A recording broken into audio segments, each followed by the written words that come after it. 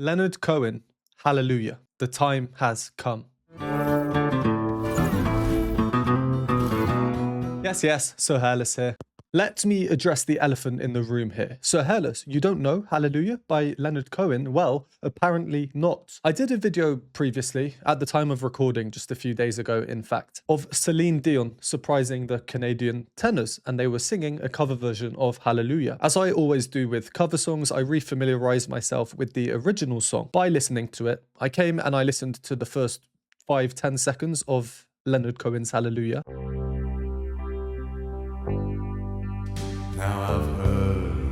I've never heard it. I just have never heard it before. And I know I'm not alone because I received a couple of comments in that other video saying the exact same thing. So I am sure that there are many people out there who think they know Leonard Cohen's Hallelujah just because of how popular the song is and how many times it's been covered, but they don't. So I stopped listening to the original immediately. I said I'd do a video of my first time hearing it, and that's what we're doing now today. From 1984, one of the most famous covered songs of all time. Let's get straight into it. Oh, and on YouTube, when I searched for this song, this video has about 23 million views. There was another version that came up, which was him singing live from London in 2009, which has over 250 million views. I know, crazy numbers. There's probably a reason why that video has so many views, and I kind of want to hear that as well. So I'll do that performance after this reaction, which you can find in my full video on Patreon, linked below. That other version is over 7 minutes. I try to keep my videos as short as possible. I always fail, but I try, and the 7-minute song plus commentary is, at least another 15 minutes, so that's why I'm not doing it on YouTube as well. Now I've heard there was a secret chord that David played and it pleased the Lord, but you don't really care for music, do you? It goes like this: the fourth, the fifth, the minor fall, the major lift, the baffled king composing hallelujah.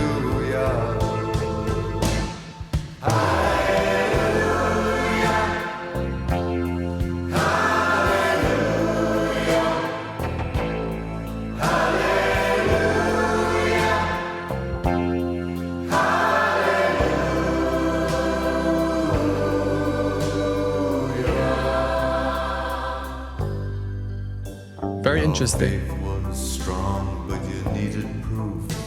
You saw her bathing on the roof, her beauty and the moonlight overthrew you.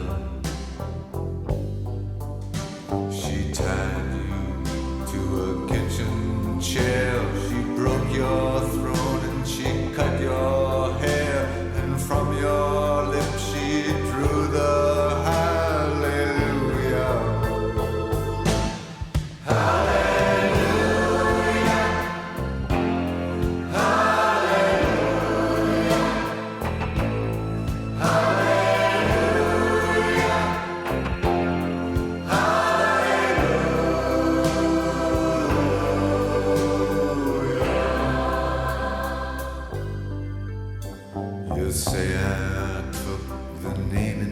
Okay, so the first thing that comes to mind, as with any songs when it comes to cover songs based on the original, and how I mostly seem to remember them, is the harmonic structure, the harmonic progression. In other words, which chords are used and when. You don't necessarily need to know about music theory to know this. You can just hear if a chord is different in a chord progression. And like I said in that video of Celine Dion and the Canadian tenors covering this song, I said I've heard Hallelujah many times, but I don't know which version is the prominent one in my head. I have that chord structure in my head, and that is what has happened here. So of all the cover versions I've heard, it seems that most of them do keep this chord structure in place. Overall, I have very mixed feelings about this, which I'll try and talk about a bit more. So let's go over what we've heard so far, go through some analysis. If you don't want to hear me talking, if you don't want to hear any analysis, go to the timestamp. So the song starts. with a cadence. There's no full preparation, it's just the cadence is like the end of a phrase of music. You know it's the end of a sequence of chords, and then the verse starts. Almost quite sudden, this opening, and we're introduced to Leonard Cohen's very distinct voice. Now I've heard there was a secret chord And immediately, let's play a bit more. that David played, and it pleased the Lord. But you don't really care for music, do you? So there are 3 or 4 main elements here. I'll go through them quickly one by one. First, the harmonic foundation underneath everything, the bass part. Very, very exaggerated, almost quite comical. Not comical, that's the wrong word. This is a heartfelt song that affects many people around the world, millions of people very deeply, I'm sure. So I'm not going to use the word comical, but that bass line to me, it doesn't seem too serious. Now I've heard there was a secret chord It's really exaggerated. It's contrasting the sustained ums of the choir in the background and the synthy sound. chord that David played, and it pleased the Lord. But you don't. Anyway, this bass line, it's a lot of bum, bum, bum, bum, bum, bum, bum, bum, bum. But then instead of going dum, bum, we don't get it twice. It's just once on the strong beat. But you don't really care for music, do you? And there, it almost seems a bit late. Is it actually late in terms of strict rhythms? Or is it Leonard Cohen's freedom with his singing that makes it seem a bit late? Has he come in a bit early? For music, do you? A bit of both. We'll get onto that in a second. We have the choir in the background. Very nice chords, really just strengthening the harmony, essentially. When I say really nice chords, I just mean, you know, they're simple triads mostly, and they're in tune, and they're delicate, like we might expect from an angelic choir. The name of the song, Hallelujah. I'm sure many of us associate that word with, you know, the up above. And the chords that we get, very simple. That David played, and it pleased the Lord. It's basically like this, with just the bottom note moving. Or if we invert it, those 2 chords, C major and A minor. This is our circle of fifths. Don't worry about what it is, but we can see C major, A minor. Those 2 chords are related to each other. And as we can see on the keyboard, you only change one note to change between them. And that's repeated a couple of times. So in its harmonic essence, the music is quite limited. There's not loads of chords moving around the place. So depending on the type of song, the singer would then decide, am I going to make this interesting by doing runs? Or am I going to keep things calm? Am I going to sing in tune, out of tune by definition? And Leonard Cohen here, I'm just going to say I find his singing style very interesting. Now, please note, I'm not familiar with his music. I may know some of the songs, but not by name. Maybe I've heard some before. I don't know. Give me some recommendations down below. But from what I've heard so far, you wouldn't hear this if you didn't know who it was and say, oh wow, this is a good singer. I don't think anyone can disagree with me based on hearing this alone. He could be the best singer in the world who's choosing to sing like this. Yeah, of course, there are many hypotheticals, but just listening to this now, this is a fair statement. There was a secret chord. That there was a. He obviously has a very rich, deep voice. There was a. His melody is that movement in the 2 chords, the one note that changes. But he's kind of speak singing, as I call it, except it's much more on the actual singing side. There is a clear melody to it. And he is essentially singing 1 semitone down from the melody that fits in the chord. He is going on there was a. Ever so slightly higher than it, and in between that and the true note, but now we're going into levels of tuning that aren't that important. It will sound bad down the octave, so I'll play it up the octave. This is the chord with Leonard's note there, but he is singing, and it's this dissonance, this harsh dissonance that we get time and time again due to his singing style. That's the main reason why I'm very conflicted about this. As the song went on, however, and we're only a couple of minutes in, I think, I was getting much more into it. I think it was just a bit of a shock to the system because I've heard so many different versions of Hallelujah. Some of them are so intensely musical that the original, this famous song, I don't know, maybe I was expecting something similar. It does become more melodic in the standard sense for the chorus.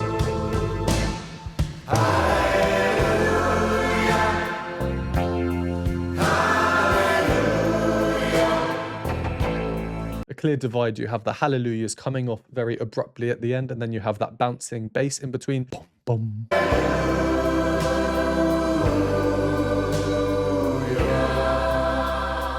And this in itself is interesting. Objectively, it is more musical, it's more of a unifying sound. We have a chorus singing, but amongst the chorus, you can hear different voice types. For example, there's one note there that's being belted quite clearly, no vibrato, sounds quite strained. Kind of like a type sound. And there was another part that is almost purposefully not quite in tune, but it's very subtle. Overall, the effect, I do like it. It's a mixture of magical and angelic and raw and gritty. It's really interesting. I'm aware I've been talking for a while. Let's carry on. Please don't be that person who comments, "Why are you talking so much?" I did give a timestamp earlier to skip ahead through the analysis. So let's carry on. I did want to say one other thing, but I'll say that later on because the same thing appeared from where we paused. You say I took the name in vain. I don't even know the name. But if I did, well really, what's it to you? There's a blaze of light in every word. It doesn't matter which you heard, the holy or the broken. Hallelujah.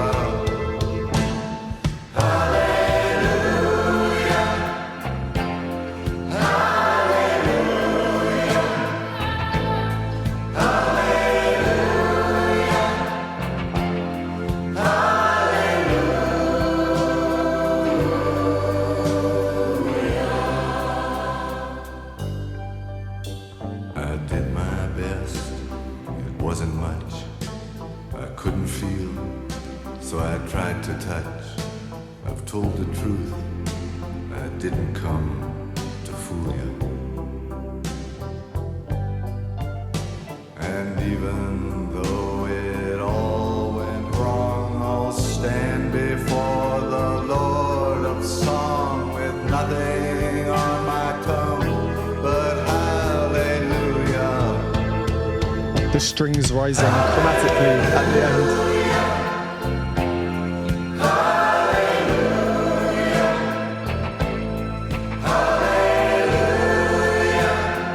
And now just sustained.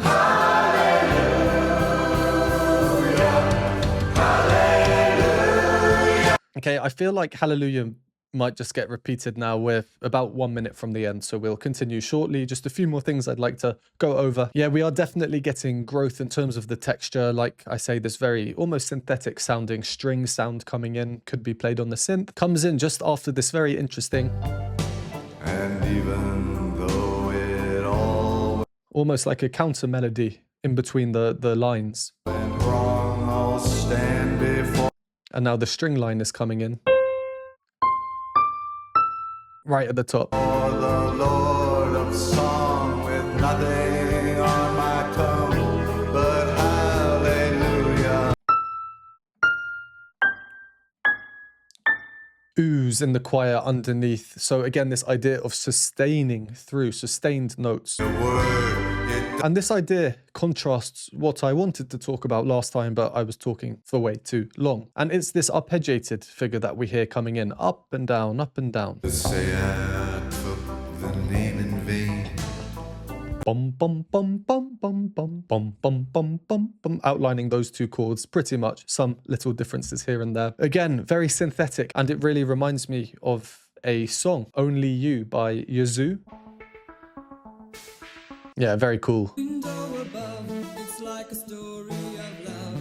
That style, I think, we can hear in Leonard Cohen's Alleluia. Synthetic sounding, little melodic motifs that we hear coming in only for 2 or 3 notes. The arpeggiated figures being really at the forefront of everything, well, just underneath the melody. Only You, Yazoo was released in 1982. Inspiration for this? Who knows? Maybe not. Probably just popular at the time within certain spheres of musical taste. Interesting nonetheless. I never thought I'd be talking about Yazoo in this video. Anyway, the introduction of this arpeggiated figure up and down just adds some depth to the sound. There's a bit more rhythmic vitality because of the constant change of notes. Cha, cha, cha, cha, cha, cha. It's a rigid infrastructure underneath Leonard's melody. He is so free with his melody. I took the name in vain.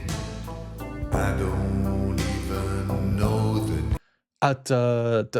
Rhythmically, melodically, he's just very free with it. What does that do? Well, I don't know about you, but with me, because there's not too much happening in the music elsewhere, no new ideas every verse, for example, I'm focusing more on the lyrics. And this song, I think, is really all about the lyrics. There's no doubt the lyrics are one reason why it's so popular. well, really, what's it to you?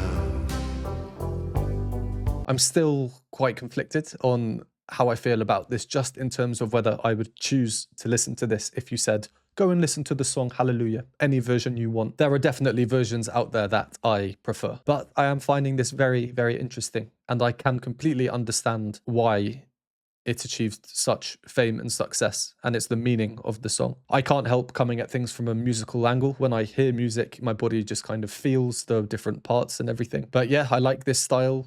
Very 80s in my opinion, and his singing style is certainly unique. I'm very curious to hear him sing properly, as in less speak singing, and I'm sure he's done many other songs. So like I said earlier, comment down below ones that you think I could find interesting. And before we finish off until the end, just the percussion as well. Percussion can really make or break a song in terms of how it makes us feel, how much tension there is, whether this tension gets released. It's been very subtle for this whole song, and the unsubtle moments are chosen quite carefully, such as here. Heard the holy or the broken, hallelujah.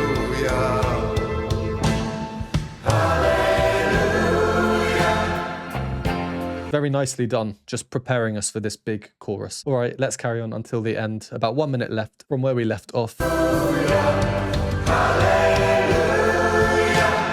Another nice little drum moment there, a bit different to as we heard before.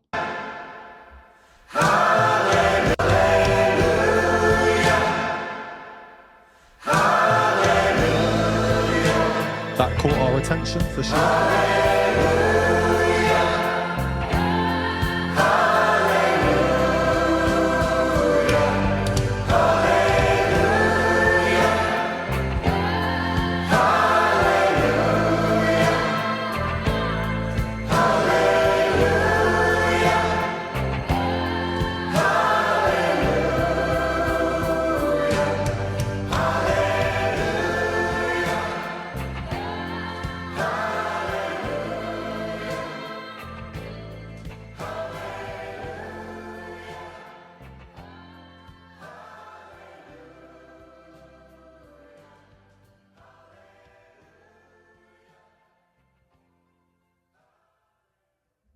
Yeah, the repeated hallelujahs to phase us out. The little vocal moments in between lines are interesting.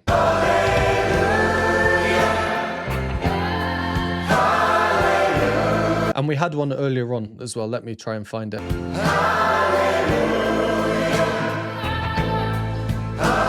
They don't really have words, do they? It feels like they're singing some form of hallelujah, but not in full. The words broken or fragmented come to mind when I hear them. Maybe that's just me, but considering the lyrics and the context of the song, I do find that very interesting. I feel like there are a lot of themes in there. Love being a standard one, reflection, regret perhaps, but hope most importantly. And this idea of fragmentation really does conflict with this idea of hope in a quite a subtle way. That's just how it makes me feel. I completely understand that we all think completely differently about every single bit of music that exists. Well, I don't have much more to say. That's a really interesting song. I am still in split mind about how I feel about it.